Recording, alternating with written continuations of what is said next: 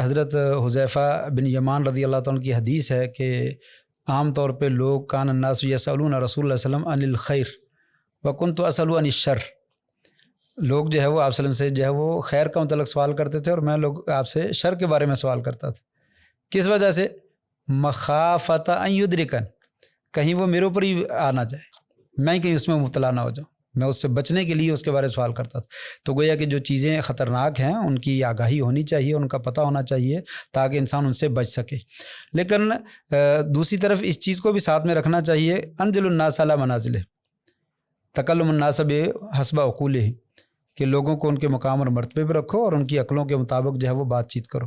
بہت ساری باتیں ہیں وہ عام آدمی سمجھ نہیں پا سکتا ہے، تو اس کے سامنے اس طرح کے مسائل نہیں چھیڑنے چاہیے، اس کے ذکر کی ضرورت ہی نہیں. وہ نہیں بھی وہ پہنچ سے بہت دور ہے اور وہ بدک جائے گا اور وہ خراب ہو جائے گا، اس کا ذہن جو ہے وہ فاسد ہو جائے گا اور کسی اور چیز میں مبتلا ہو جائے گا. تو جو اس کو سمجھ میں آ رہی ہے وہ کرو. ابو ہریرہ رضی اللہ عنہ کی حدیث ہے، میں نے آپ سے 2 باتیں یاد کی، ایک بات میں نے نشر کر دی ہے، ایک بات میں نے نشر نہیں کی. اگر میں نشر کروں تو انہوں نے اشارہ کیا کہ مجھے یہاں گردن سے کاٹ دیا جائے.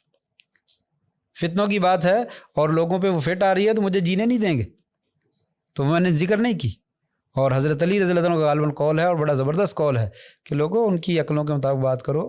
اتریدون ان یکذب اللہ ورسولہ، کیا تم چاہتے ہو کہ اللہ اور اس کے رسول کی تکذیب ہو جائے؟